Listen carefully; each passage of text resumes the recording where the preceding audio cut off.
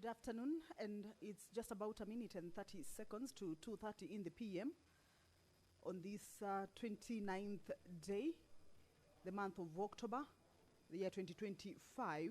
2:30 is the time allocated for the Senate plenary sittings. And this is a broadcast that is streaming live from the Senate Chambers, Parliament Buildings in Nairobi.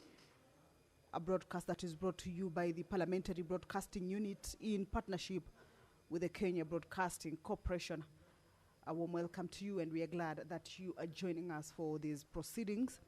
Currently on your screens, that is the Senate Chambers, last preparations, and of course, senators already making their way inside to get ready for the business that is lined up for consideration this afternoon.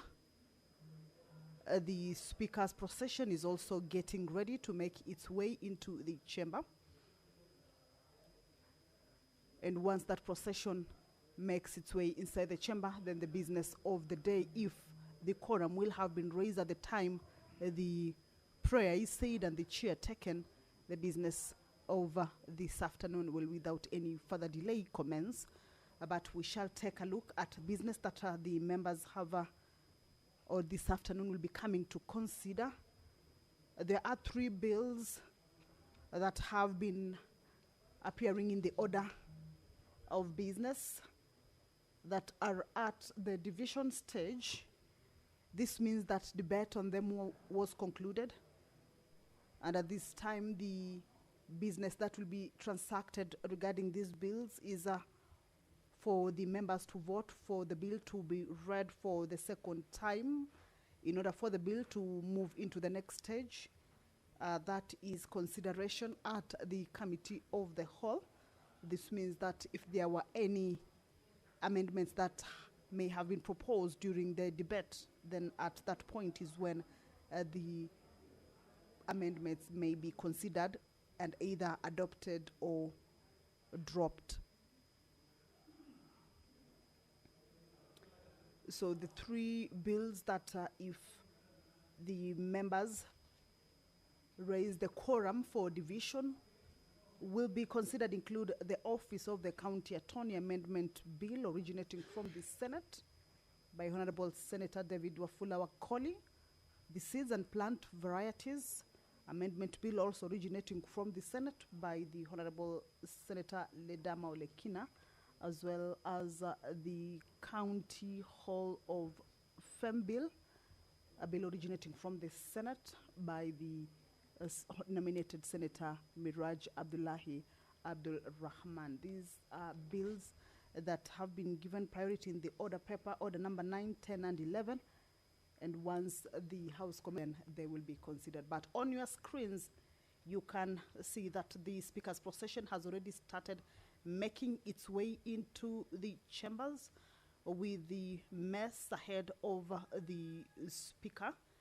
That is the Speaker of the Senate, Honorable Amason Jeffa Kingi. He is making his way inside the chamber to preside over this afternoon sitting. Allow me to hand you over to this live broadcast that is brought to you by the Parliamentary Broadcasting Unit in partnership with the Kenya Broadcasting Corporation. My name is Kamche Menza. Good afternoon. Tuombe. Ewe Mwenyezi Mungu, tukusihi tutazame kwa neema nyingi na baraka sisi watumishi wako ambao wameridhika kutuita kwa nyadhifa za uongozi katika jamhuri hii yetu.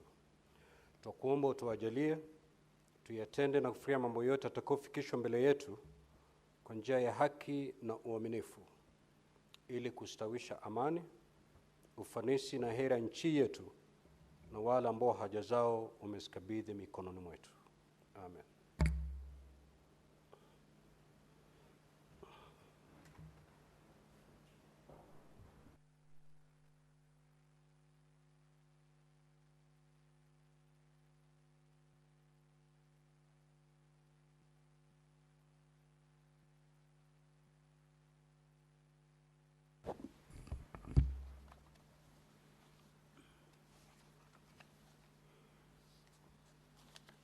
Clerk, do you have quorum?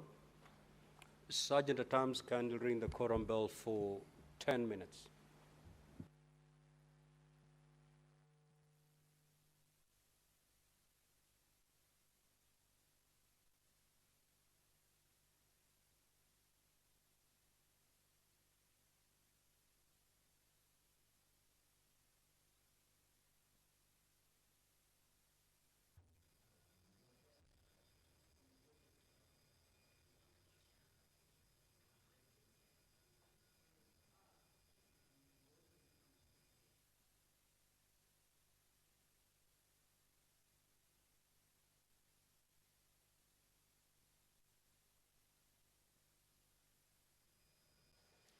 The prayer has been said and the chair taken. However, the House is facing a quorum hitch. The House cannot, or the sitting cannot commence yet until and unless the quorum is raised. This is as per the House standing orders that at least 15 senators should be seated at the time the prayer is said and the chair taken for the House to be deemed to have quorated. If that is not present, then that would mean the quorum bell will be on for 10 minutes to give room for members who may be running late to be able to get to the chambers and also join their colleagues and raise that much needed quorum for the House to commence. At the lapse of the first minute quorum bell, if the quorum will not have been raised yet, a second round of 10-minute quorum bell will be on. However, if that lapses and the quorum is not raised, the House will be risking or might be adjourned as per the House standing order. So we shall be waiting to see whether the House shall be able to raise that quorum for the House to commence. And we shall continue to take a look at the business that they will be transacting this afternoon as they convene for this sitting. The County Oversight Accountability Bill, a bill originating from the Senate and sponsored by Honorable Senator Lida Molekina and Honorable Senator William Kisang, is yet another priority business that has been lined up for consideration this afternoon. Business or debate on it continues. You will recall that during the Tuesday afternoon sitting, there was a debate on it. And this afternoon also, this bill is coming up for a debate to be, or rather to continue. It's a bill that seeks to provide a framework for effective oversight over the county government by the Senate, to provide for a mechanism on how oversight over the county budgets can be carried out, and also gives effect to the constitutional provisions on oversight, public participation, and participatory democracy as enunciated in Articles 96, 174, 201 of the Constitution. So that is part of the business that senators will this afternoon transact. Currently is a quorum bell. We have seen more members making their way into the chamber.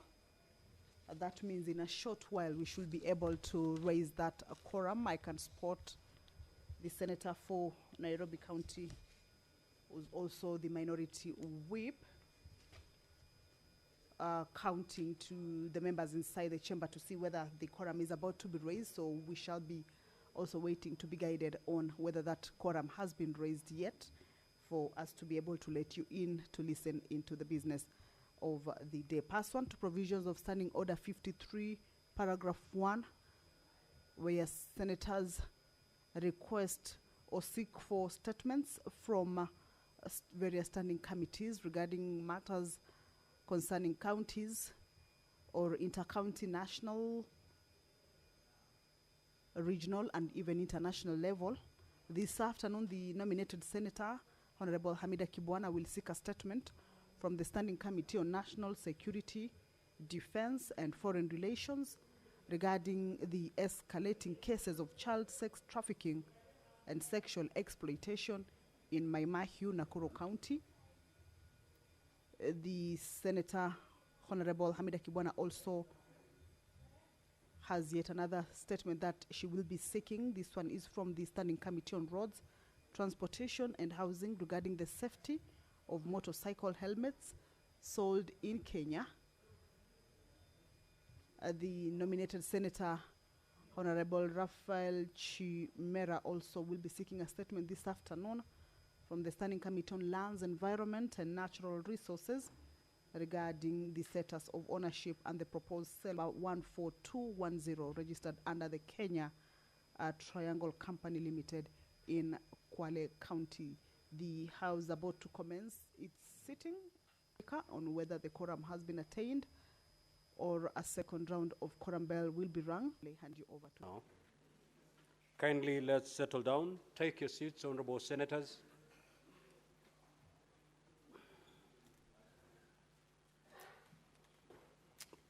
Clerk, you may proceed to call the first order. Order number 1, administration of oath. Order number 2, communication from the chair.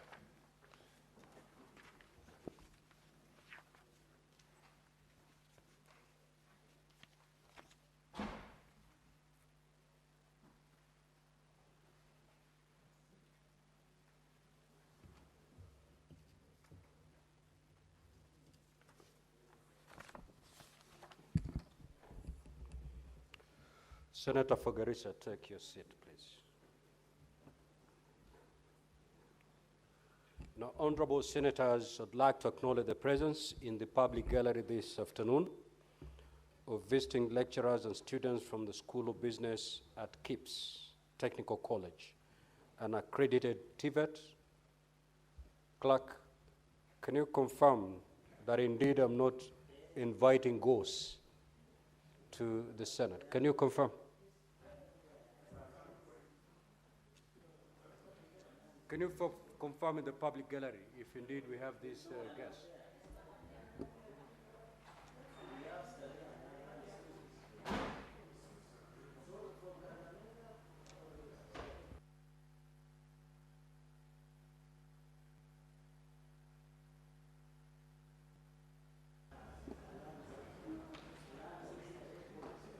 Senator Falamu, take your seat. Honorable Senators, sorry for the earlier communication. I'm told those guests are yet to make their way to the public gallery. I'd like to acknowledge the presence in the Speaker's Gallery this afternoon, students from Starehe Boys Center School, Alliance High School, and Kianda School, who are undertaking a 2-week voluntary service scheme. Each student to stand when called out so that you may be acknowledged in the Senate tradition. Tony Kiprono, Starehe Boys Center. Alexander Mitch, Starehe Boys Center. Nathan Wanyonyi, Starehe Boys Center. Bryden Walter, Alliance High School. Reuben Makolo, Alliance High School. Peter Trevor, Alliance High School. Tricia Rono, Kianda School. Nanteza Uziza, Kianda School. And Yvonne Owalo, Kianda School. Now, honorable senators, in our usual tradition of receiving and welcoming visitors to Parliament, I extend a warm welcome to them, and on behalf of the Senate and my own behalf, wish them a fruitful visit. I will allow the Senator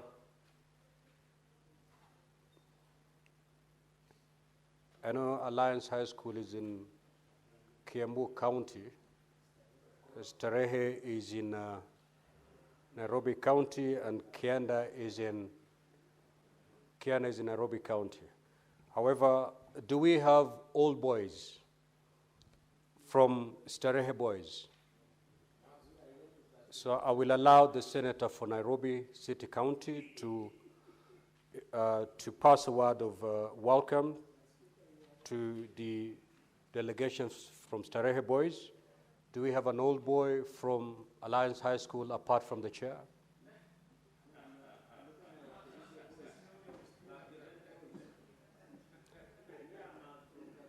Again, I will allow the Nairobi City County Senator to likewise extend a word of welcome to welcome the delegates from Alliance High School. Do we have an old girl from Kianda?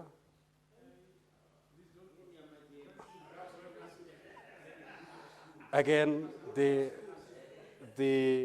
Senator for Nairobi City County, you will take the opportunity to welcome the three delegations. You may proceed.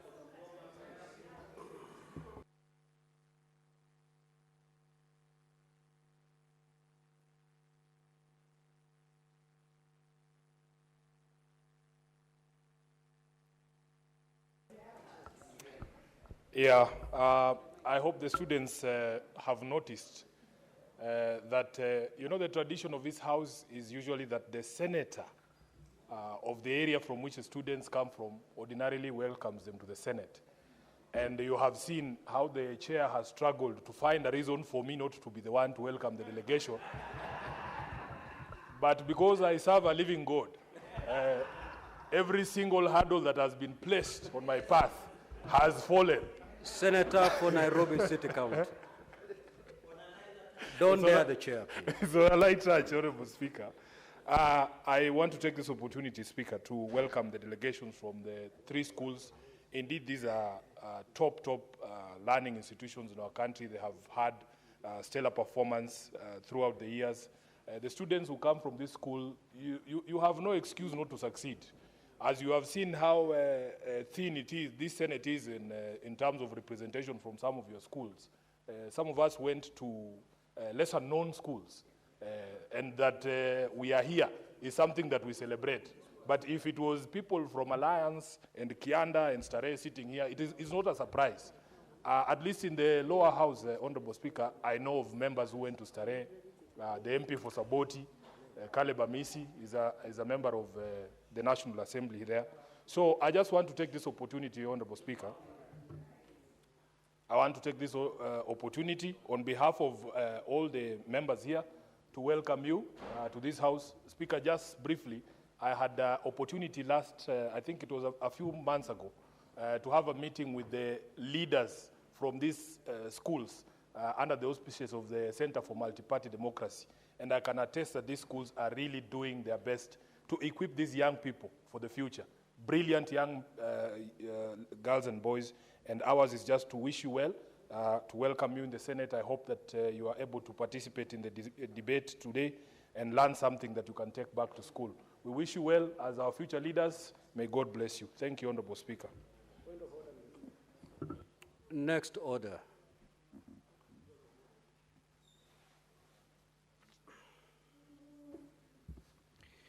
Order number 3, messages. Order number 5, papers. Senate Majority Leader.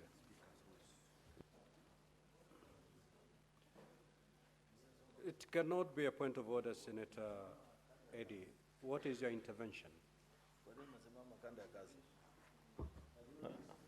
Oh, okay.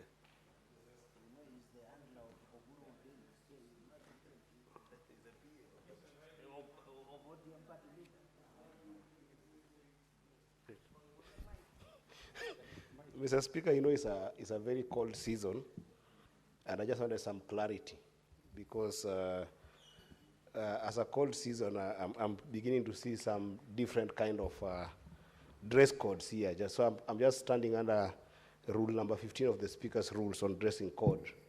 I just wanted clarity whether the majority whip is dressed accordingly, so that when next time I show up with a turtleneck, in this cold, I can be able to come with them because I just wanted clarity from the Speaker so that I also know whether the dress code is okay. Thank you, Mr. Speaker.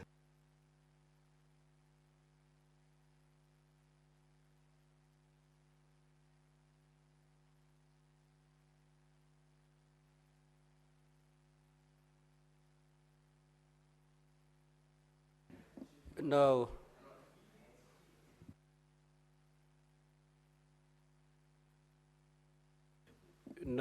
Senator Eddy, you referred to rule number 15 of the Speaker's rules.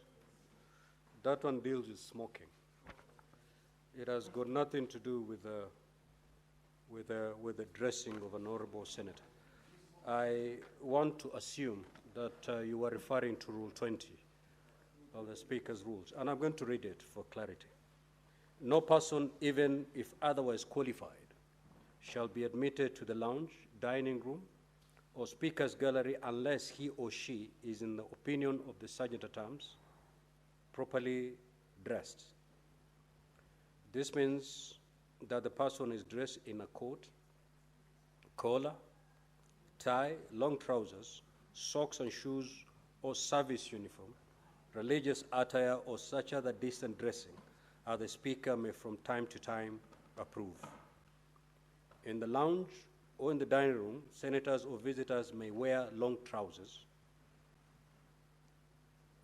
clean shirts, socks, shoes, or service uniform. An equivalent standard shall apply in respect of female visitors while in the gallery, lounge, or the dining room. Now, Senator Boni, you are in breach of this particular rule.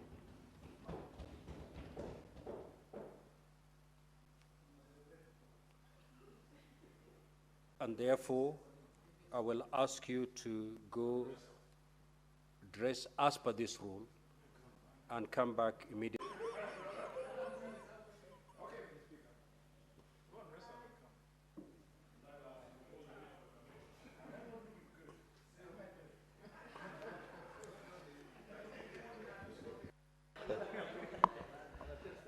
Mr. Speaker,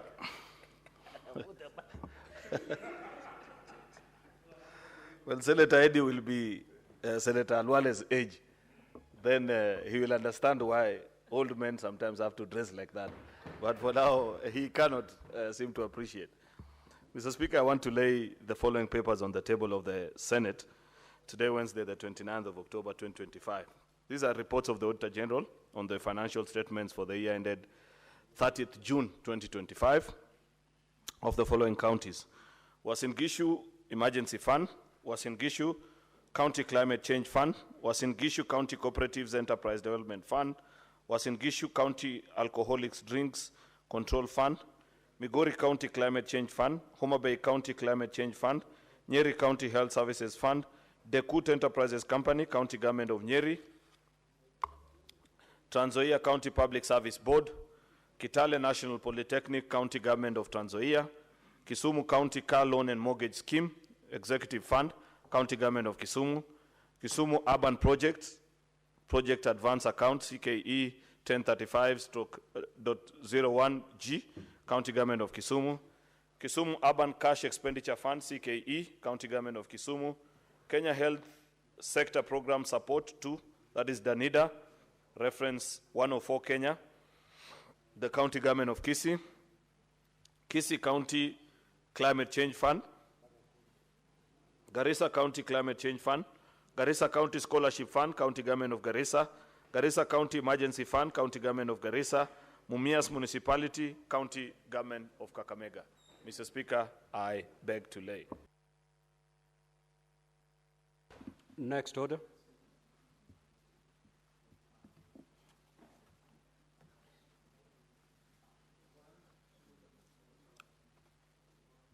Next order.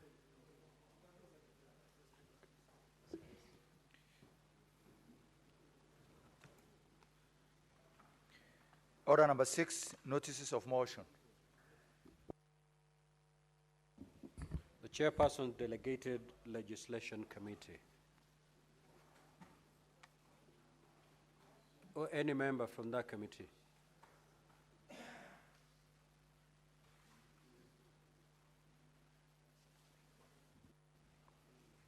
Thank you, Mr. Speaker. On behalf of the Chair, Delegated Legislation Committee of the Senate, notice of motion extension of time for the consideration of the county licensing uniform procedures regulations, 2025, legal notice number 91 of 2025.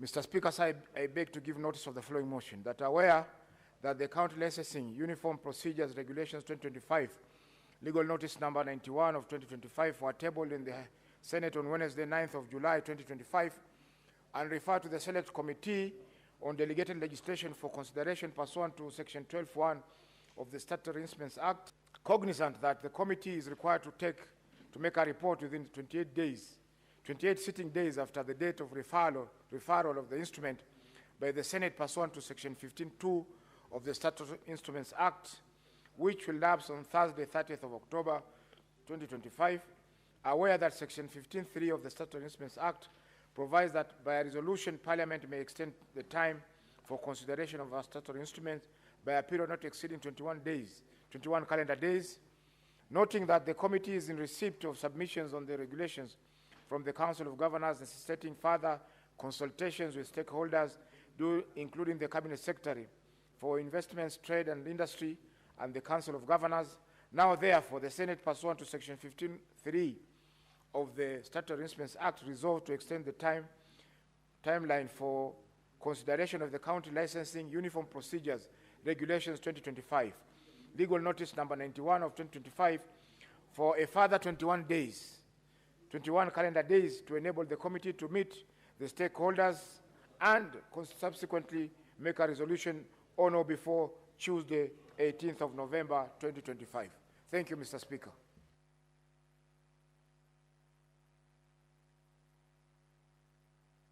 Next order. Order number 7, questions and statements. Statements pursuant to Standing Order 53-1. Honorable Senator Hamida Kibwana. You have 3 statements. Thank you, Mr. Speaker. Though I'm holding even 4 statements, actually some of them they've been actually on the queue for quite some time. Thank you, Mr. Speaker. The first statement is on the escalating cases of child sex trafficking and sexual exploitation in Maimahiu, Nakuru County. Pursuant to Standing Order, dear Mr. Speaker, pursuant to Standing Order 53-1, to seek a statement from the Standing Committee of National Security, Defense and Foreign Relations regarding the alarming revelations of child sex trafficking and exploitation in Maimahiu, Nakuru County. Mr. Speaker, sir, the existence of an organized child sex trafficking network operating openly in Maimahiu has recently been exposed. This key transport hub in the Rift Valley, located along the Northern Corridor, has become a hotspot for trafficking and commercial sex exploitations of minors reportedly as young as 13 years old. Testimonies indicate that some of these girls are recruited and controlled by madams who profit from their abuse under the guise of informal protection and employment, and are subjected to unprotected and forced sexual encounters with multiple clients each day. Despite the gravity of these accounts, there is a little evidence of law enforcement action, investigations, and accountability. The normalization of child exploitation in a major transit town like Maimahiu constitutes a national crisis that demands urgent and decisive parliamentary action. In the statement, the committee should address the following. 1, the prevalence of child sex trafficking rings in Maimahiu and other major towns, and the identities of those perpetrating this criminal activity. Number 2, the number of suspects involved in child sex trafficking who have been arrested and prosecuted, and additionally, enforcement measures put in place by the police to address the concerns. Number 3, whether the National Police Service and Anti-Human Trafficking and Child Protection Unit are adequately equipped and actively responding to child trafficking and exploitation cases in Nakuru County. Number 4, the status of current national framework for the protection, rescue, and rehabilitation of trafficked minors, including the availability of witness protection for child victims of sexual exploitation.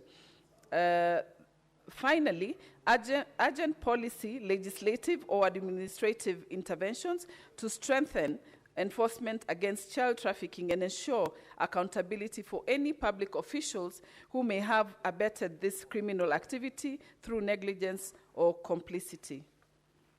Thank you, Mr. Speaker. I'll go for the second one.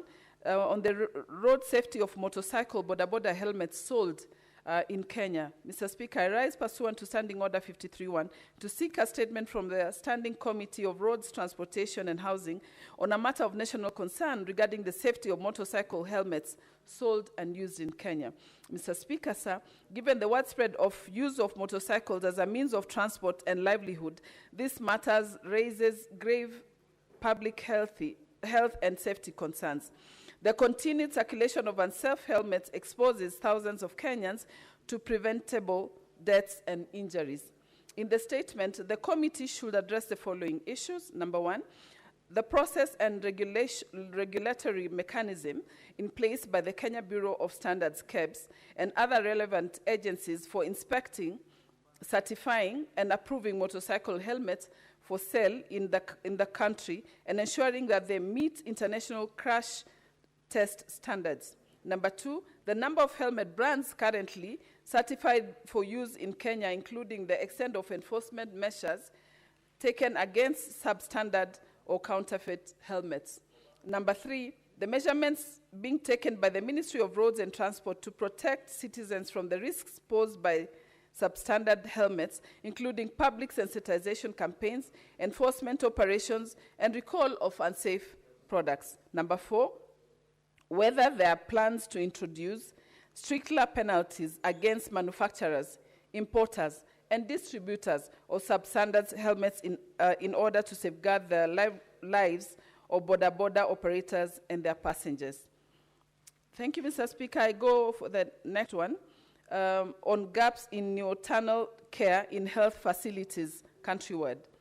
Mr. Speaker, sir, I rise pursuant to Standing Order 53.1 to seek a statement from the Standing Committee on Health on a matter of national concern regarding reported gaps in the provision of essential nursing care for newborns in health facilities across the country. Mr. Speaker, sir, my office has received numerous reports from the mothers of newborns indicating that critical nursing interventions are often not provided in a timely or consistent manner. These interventions include the timely initiation of breastfeeding, monitoring of vital signs, infection prevention, thermal care, vaccination, and health education for mothers. Failure to provide these services exposes newborns to preventable complications including sepsis, hypothermia, feeding problems, and in severe cases, avoidable neonatal deaths.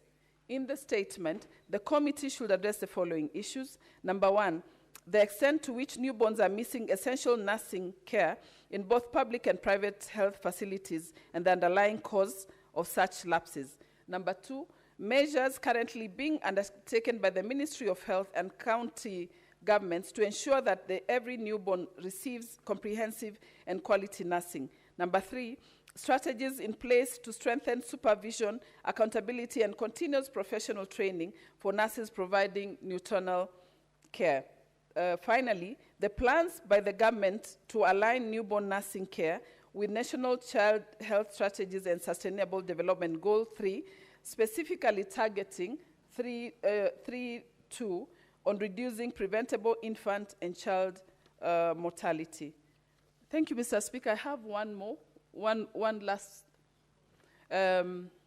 statement on the conflict between KMPDC and county governments over the regulation of ambulances services. Mr. Speaker, sir, I arise pursuant to Standing Order 53.1 to seek a statement from the Standing Committee on Health on a matter of national concern regarding the dispute between the Kenya Medical Practitioners and Dentists Council, KMPDC, and county governments on the regulation of ambulance and emergency medical services. Mr. Speaker, sir, the Council of Governors, COG, through its chairperson, Abdullahi, has faulted KMPDC for issuing a public notice seeking to regulate ambulance services, yet such functions are expressly devoted under Part 2 of the 4th Schedule of the Constitution. during a meeting county health executives held on the 5th September 2025 in Mombasa, the CAOG consequently advised counties to disregard the KPMDC notice, citing lack of consultation, constitutional overreach, and breach of prior intergovernment resolutions. In the statement, the committee should address the following issues. Number one, the role of Ministry of Health and its agencies in developing national emergency care frameworks, and whether county governments were adequately consulted, and whether KMPDC has any legal mandate to regulate ambulance services. Number two, whether the public notice by KMPDC has legal effect, and if it aligns with the principles of consultation and cooperation between the national and county governments. Number three, whether there are existing or proposed frameworks to harmonize national and county emergency medical systems and mechanism to resolve conflicts of mandate between national health regulatory bodies and county governments. Finally, the measures that will be taken to prevent duplication, ensure constitutional integrity of devolved functions, and strengthen coordinated emergency health care. I thank you, Mr. Speaker. The statement by Senator Chimera is deferred. Senator for Marsabit County, Senator Mohamed Chute.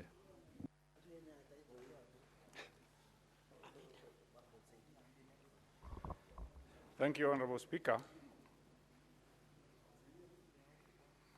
I'm requesting for a statement on the involvement of the Kenya Defence Forces, KDF, in the implementation of various public infrastructure development projects.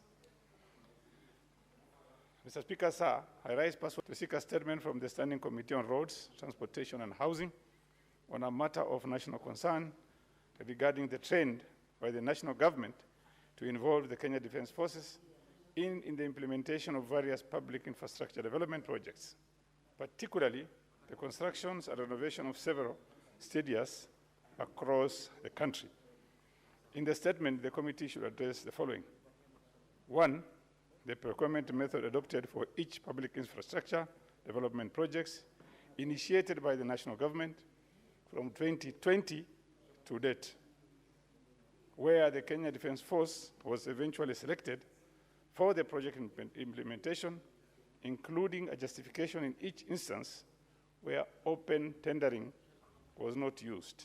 And finally, two, the rationale for involvement of KDF in the implementation of public infrastructure development projects despite availability of qualified civilian contractors in the country. Thank you very much, Honorable Speaker.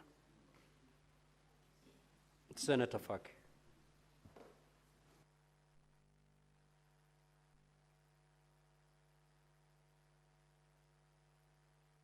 Asante Mheshimiwa Spika, nimesimama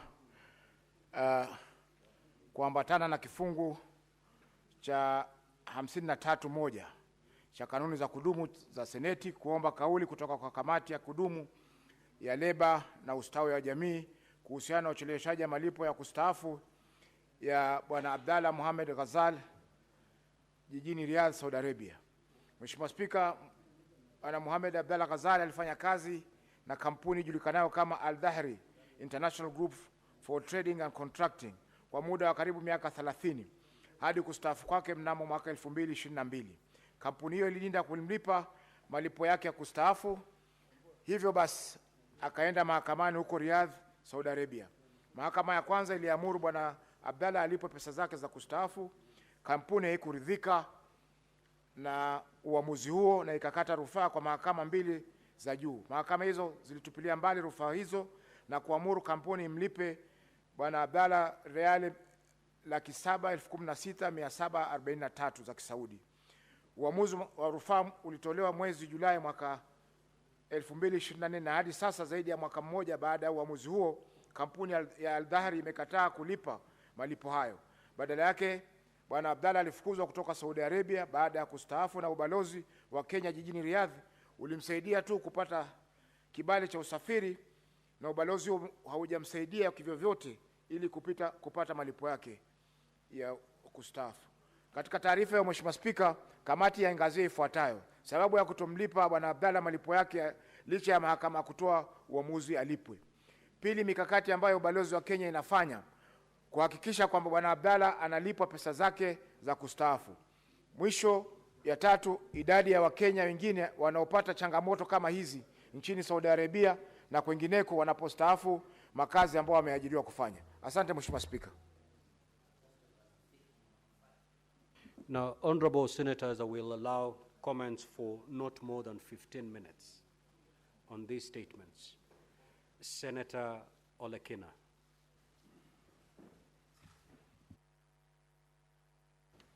Thank you, Mr. Speaker. Mr. Speaker, I rise to make some comments on this statement by the distinguished Senator, Senator Hamida Kibwana, on gaps on neonatal care in health facilities countrywide. Mr. Speaker, even before I begin to comment on this statement, let me appreciate the work that Senator Hamida has been doing in this parliament. Mr. Speaker, I worked with the distinguished senator when she was developing an e-health bill. She called it an e-health bill. But funny enough, the Ministry of Health took over, plagiarized 99.9% of her bill and brought it to this House and changed the title of the bill and called it Digital Health Bill. This is one thing that has really bothered me for a very long time. Because we work day and night to be able to think through.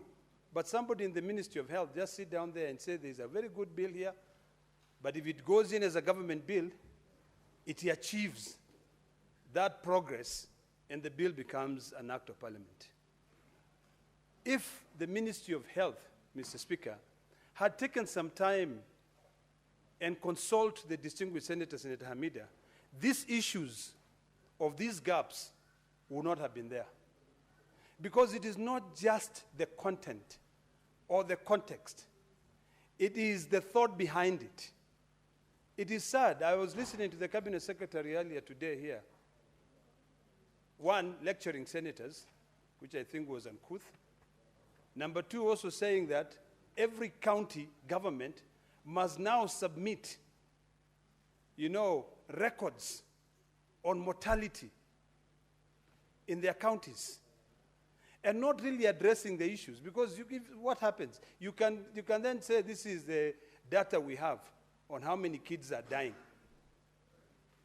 But what have you done as a ministry? If your job is to be able to plagiarize legislations developed by this House, then why don't you go a step higher and consult that member of parliament who developed that legislation?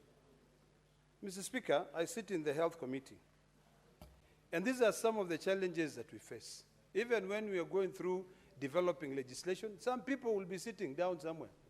Even some names which are being mentioned earlier today here. They will sit and they'll come and tell you, look, what the government wants. And after that, they are the ones who are heading that ministry. Mr. Speaker, if we can implement this now, which is Senator Hamida's mind in her e-health proposals, which is now a digital health bill or act, we should be able to identify these gaps. It is sad. We're in the 21st century now. But sometimes you'll find that in other parts of this country, just because of either the wrong prescription, you end up finding certain conditions to a situation where their own body becomes sepsis.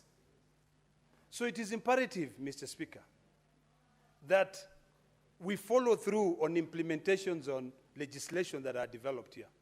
If then the Ministry of Health wants to be the one to draft legislation and we just become a conveyor belt to pass through, then they should be answering these questions. How? Why is it that newborns are missing essential health care? So, Mr. Speaker, this bill, or this statement that has been brought by Senator Hamida is very important. And I want to request the distinguished senator to take some time and go in and sit down with the Ministry of Health. Tell them, you took my bill. You brought it here, you passed it. You forced us to pass it. Now, how are we going to implement it? Because this is an issue of implementation, lack of implementation. Otherwise, we'd be able to keep track. Senator Cherage.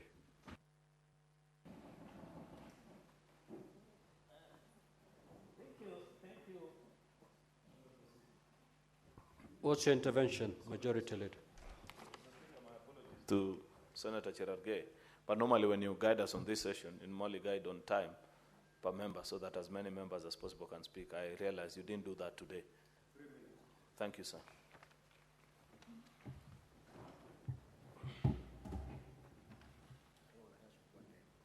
Thank you, Mr. Speaker. I don't know why Majority Leader was worried before I speak, but nonetheless, Mr. Speaker, I agree with him that we must be fair to everybody in terms of time. Mine is just that has received an attention is on the issue of ambulances.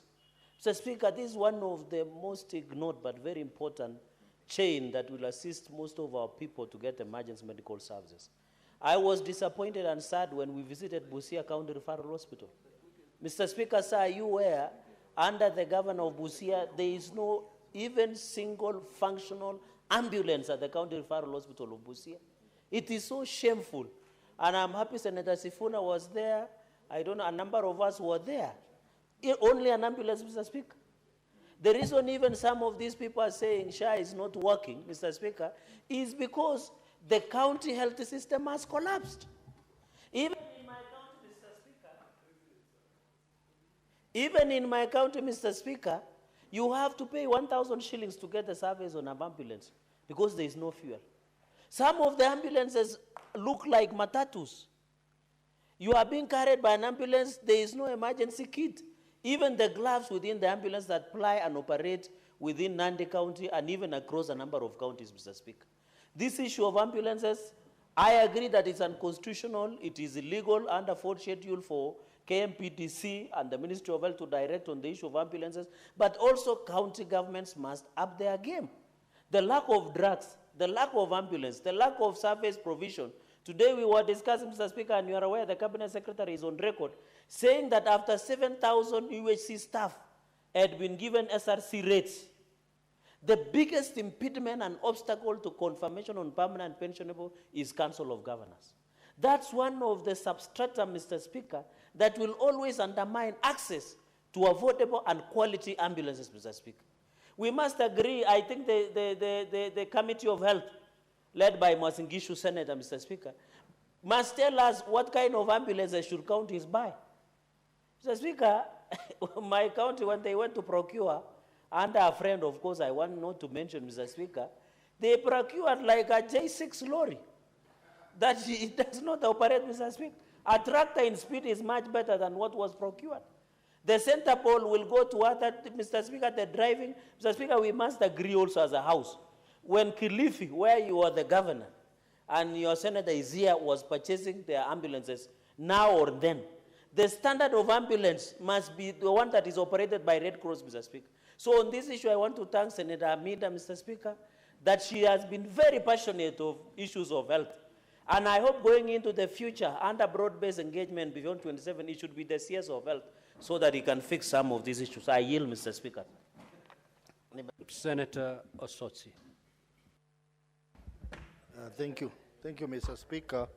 Mr. Speaker, I want to comment on this very important statement by Senator from Marsabit, Senator Mohamed Chute, on the involvement of the military in implementation of various public infrastructure projects. Mr. Speaker, this raises a lot of concern because it is now become a norm, particularly in the implementation of various studies across the country. The military is fully involved. Now, you ask a number of questions. Number one, how the Public Finance Management Act is employed in that case, how the public procurement and disposal. Mr. Speaker, this could be another form of corruption that we are trying to invent, because we know that it is not allowed to scrutinize the financial activities of the military. So if we get the military involved in public development project, then the issue of oversight will be brought into question. So I think this matter is a very important matter that we need to look at. And also, Mr. Speaker, bearing in mind that we need as a country to try as much as possible to keep the military in their spaces, in the barracks. The temptation to get the military outside there is it's not a good thing, Mr. Speaker. We have just seen what has happened in Madagascar, where the military was allowed to go and deal with unrest, and they ended up overthrowing the government, Mr. Speaker. So we need to limit that interaction in the public spaces and allow the military to be the military what it is. I know people want to say the military is very disciplined, but we can also ensure discipline in other sectors of our economy so that we deliver value for money for our people instead of getting military directly involved in some of these things, Mr. Speaker. Mr. Speaker, I expect that this committee will interrogate these issues deeply so that to ensure that in as much as we are saying military are good in delivering projects, we must also look at the other issues that may arise from that involvement, Mr. Speaker. I support. Senator Karen Nyamu.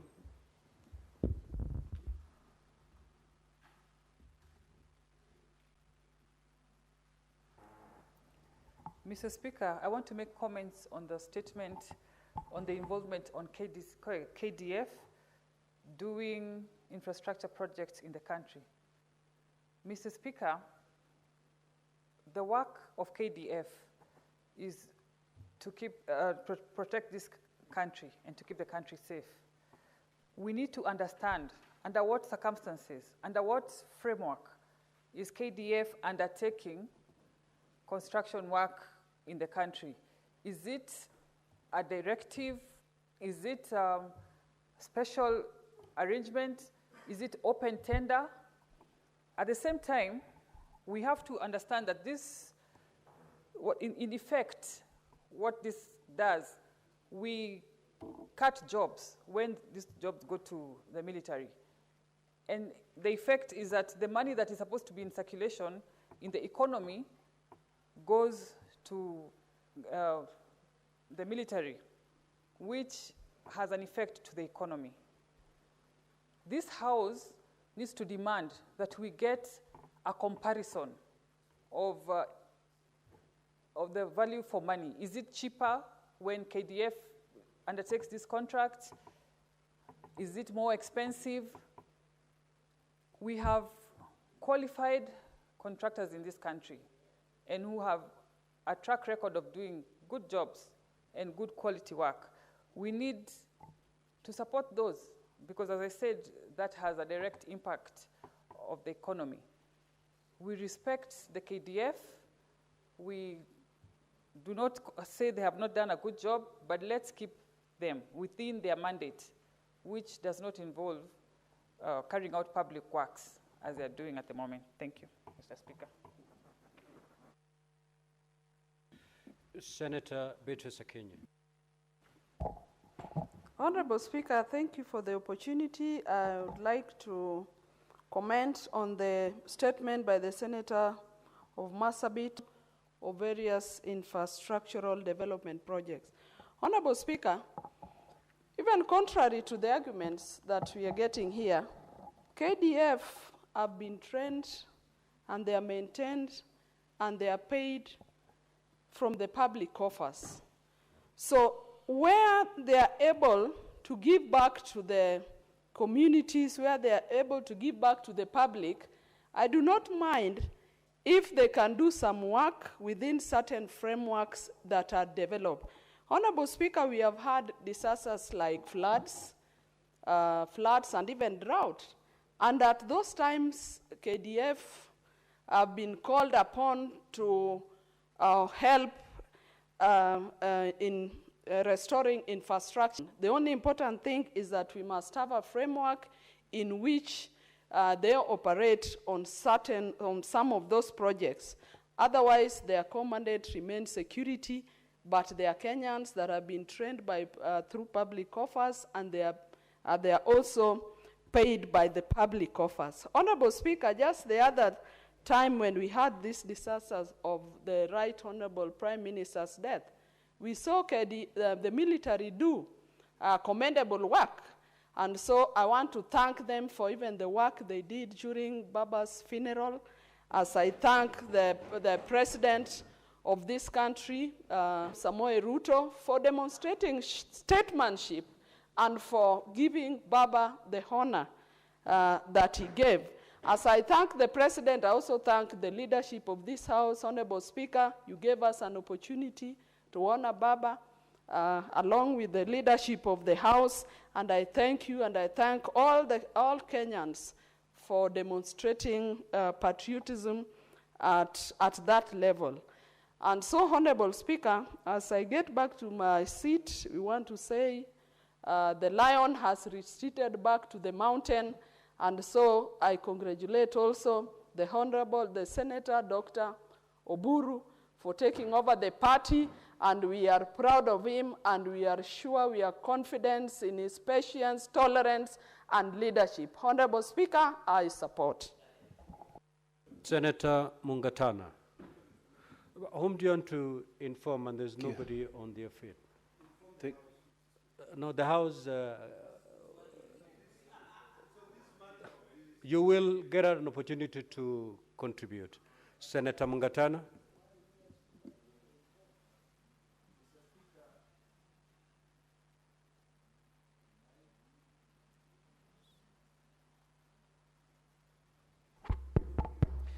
Mr. Speaker, I want to thank you for giving me the opportunity to comment on the statement of the involvement of KDF on civil construction works. Mr. Speaker, what that statement from the Honorable Senator of Marsabit is seeking is just clarification, because we all know that the mandate that is executed by the KDF is just to oversee construction. And Mr. Speaker, they have done this in stadiums, in various counties like Siaya, like in Nakuru. They have also done supervisory work on some of the level 4 hospitals to reconstruct and finish, because some of those projects were stalled projects and they were costing the government a lot of money and inversely the people of Kenya. So we understand.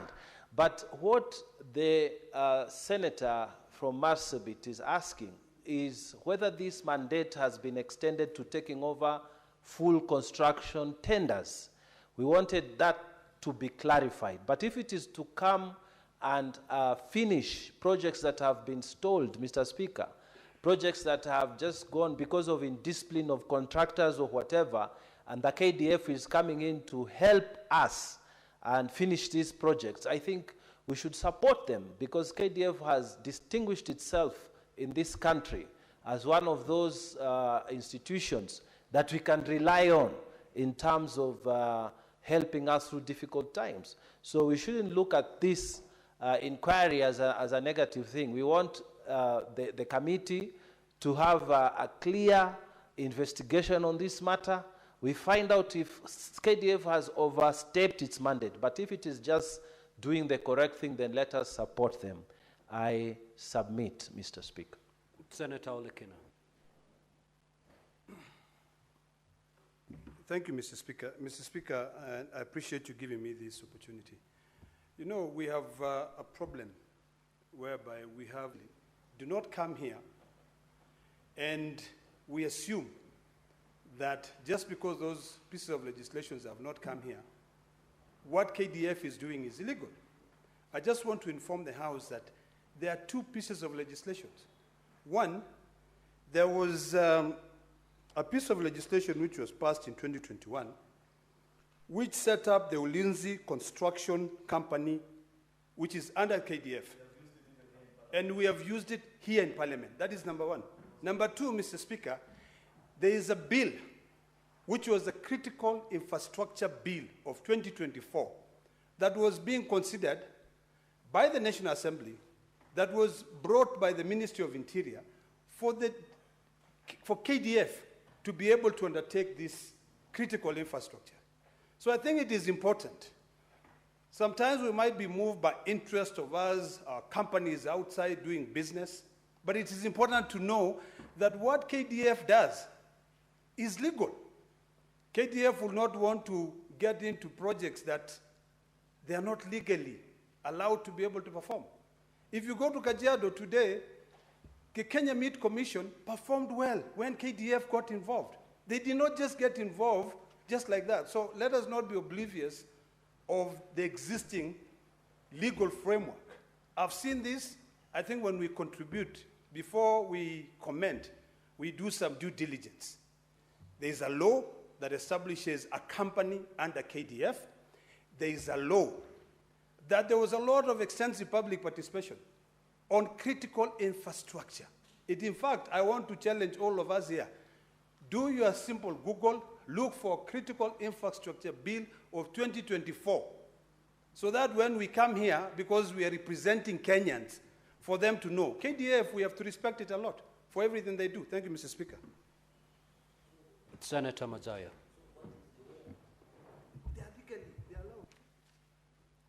Asante mstahiki Spika. Mstahiki Spika, niko na taarifa mbili ambazo nataka kuziunga mkono.